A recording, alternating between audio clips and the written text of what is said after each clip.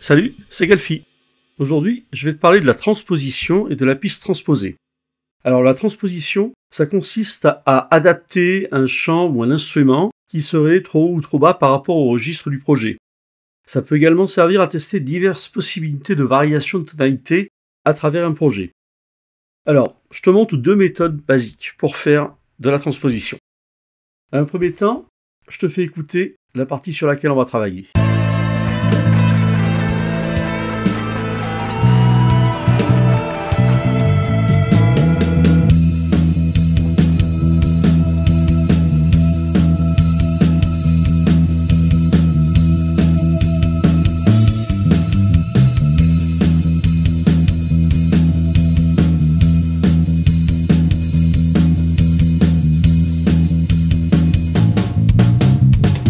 J'aimerais que ma ligne de basse soit plus haute de 3 demi-tons.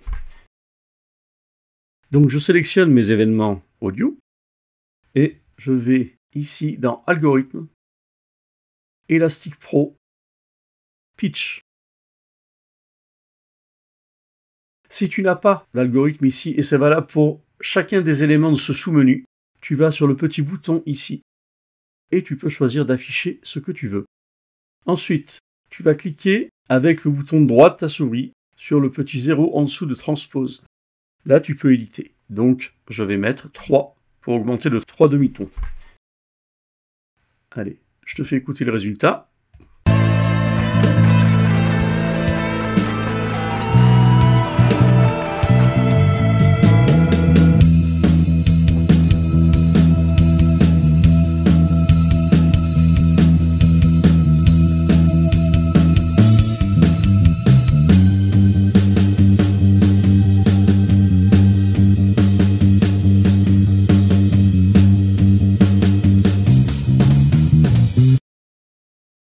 Cette méthode, elle est valable aussi bien pour les événements audio que les événements MIDI.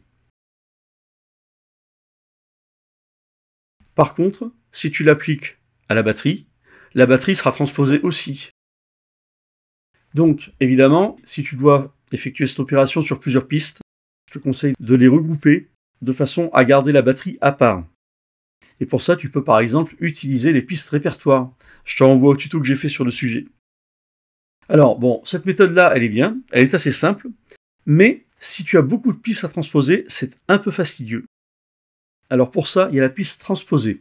Comme pour toutes les autres pistes, tu peux soit cliquer sur le bouton plus et choisir la piste transposée. Si tu ne la vois pas, c'est dans plus de pistes. Ou bien beaucoup plus simplement, un clic droit et ajouter une piste transposée. Rapidement, tu peux muter la piste transposée pour ignorer donc la transposition. Tu peux la verrouiller quand tu as terminé tes modifications. Ce bouton-là en bleu, qui est activé par défaut, permet de rester dans la limite d'une octave. C'est-à-dire que tu ne pourras pas transposer de plus d'une octave. Si tu veux transposer de plus d'une octave, 2 octaves par exemple, tu désactives. Ce bouton-là permet de switcher entre une base musicale et une base linéaire, c'est-à-dire entre une base de tempo ou une base de temps. Pour le moment, je vais laisser ces boutons activés par défaut et je vais donc tracer une zone. Alors, important, tu ne peux pas redimensionner les zones que tu vas tracer comme on le fait par exemple avec les pistes dossier ou avec la piste arrangeur. Ça va te tracer par défaut une zone qui va englober tout le morceau, là où tu as cliqué, tu vois. Dans ce cas-là, ce qu'il faut savoir, c'est que tant que tu n'as pas changé la valeur ici, la tonalité reste la même. Donc, pour modifier juste une partie, il suffit de cliquer encore de façon à délimiter la partie. Voilà. Et moi, ce qui m'intéresse, c'est cette partie-là entre les deux. Je vais d'ailleurs la colorer différemment, de façon à bien la repérer. Et donc, je vais faire pareil que précédemment. Je remplace le 0 par plus 3 pour augmenter de 3 demi-tons. Allez, on écoute.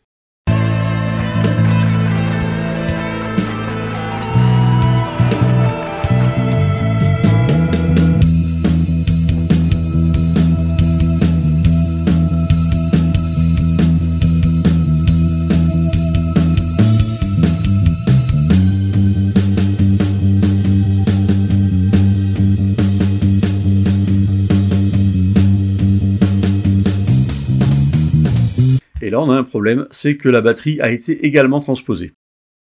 Donc pour éviter ça, on va revenir ici sur 0. On va sélectionner les éléments de batterie qui sont dans cette zone.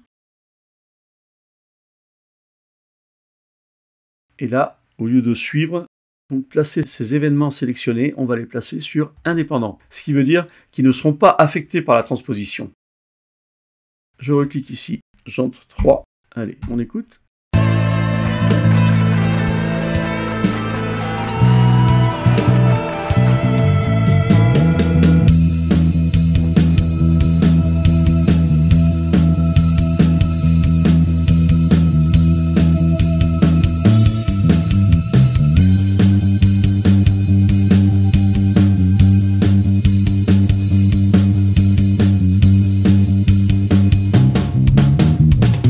Et voilà, donc ici, ma batterie a été ignorée.